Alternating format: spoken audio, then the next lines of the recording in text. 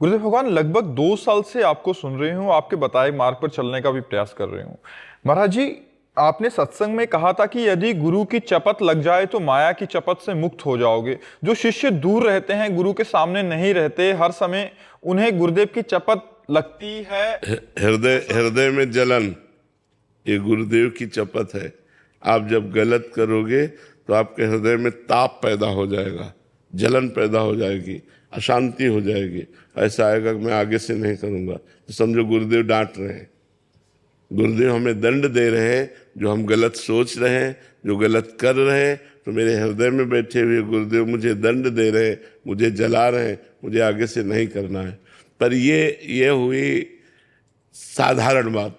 असाधारण बात यह है कि जब गुरुदेव हमारे किसी आचरण से असंतुष्ट हो जाए तो अपमानित करके बाहर निकाल दे, वो जीत गया। अगर वो दोष दृष्टि ना करे गुरु पे तो जीत गया। अब काल का प्रभाव उसके ऊपर नहीं आ सकता। एक कबीर साहब के पंथ के महात्मा थे, बड़े वृद्ध थे, उनके जवान शिष्य थे, उनका नाम बहुरंगी बाबा था।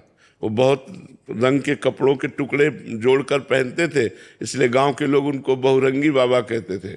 अब उनसे क्या अपराध बन गया ये तो पता नहीं, पर वो उनके जो गुरुजी थे वो लाठी से मारे, वृद्ध थे, और ऐसे डंडा भी वही उठा के दिए, और वो ऐसे आते साहब साहब साहब, और ऐसे ऐसे मारते, फिर वो पीछे हटते, फिर आते साहब साहब।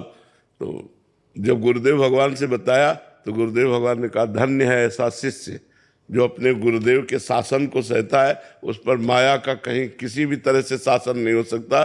जो गुरुदेव अभय होए जो तुम्हें डराई, जो गुरुदेव से डर करके उनके अनुशासन में रहता है वो अभय हो जाता है। पर कोई बिरला ही ऐसा होता है, नहीं तो दोष दृष्टि हो जाती है। मान लो निकाल दे, वहीं दरवाजे पे बैठे रहो, यहाँ से भी हटो, वहाँ बैठ जाओ, वहाँ बैठ गए, लेकिन हम आपके यहाँ जाएं कहाँ, आपके सिवा हमारा कोई ठौर नहीं। ये है मान रहित। इसीलिए गुरुपद पंकज सेवा तीसर भक्ति अमान, मान रहित होकर गुरु की सेवा करना। गुरु की सेवा बहुत दुर्लभ वस्तु है, और जिसको मिल जाए तो फिर उसको संजोना चाहिए। जैसे दुर्लभ वस्तु मिल जाए संभाल के रखना चाहिए। तो ऐसा कोई कारण उपस्थित नहीं होना चाहिए कि हमें सेवा से बहिष्कार कर दिया जाए। सेवा बहुत बड़ी वस्तु है। अगर गुरु की सेवा कर ले गए तो भगवान उसके अधीन हो जाते हैं, पर गुरु की सेवा होना कठिन है, क्योंकि मान होता है ना अपने अंदर। तो डायरेक्ट गुरुदेव भगवान हमको एकांत में डांटे तो चलेगा, लेकिन सभा में डांटे तो मान हमें, फिर वो चलो ऐसा होता है, प्राय देखा गया है। पर उनको तो ऑपरेशन करना है, वो एकांत में क्यों डांटेंगे, वो तो सभा में डांटेंगे, सभा में अपमानित करेंगे। तो जब गुरु के द्वारा दिए हुए दंड को सहर्ष स्वीकार कर लिया जाए तो फिर माया के दंड से वो जीव मुक्त हो जाता है। पर बड़ा कठिन है।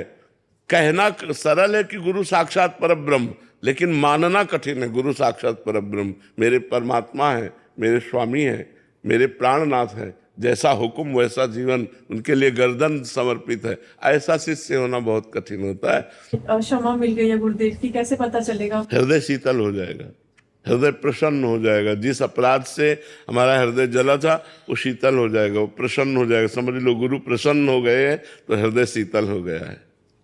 विश्व प्रकाश जी।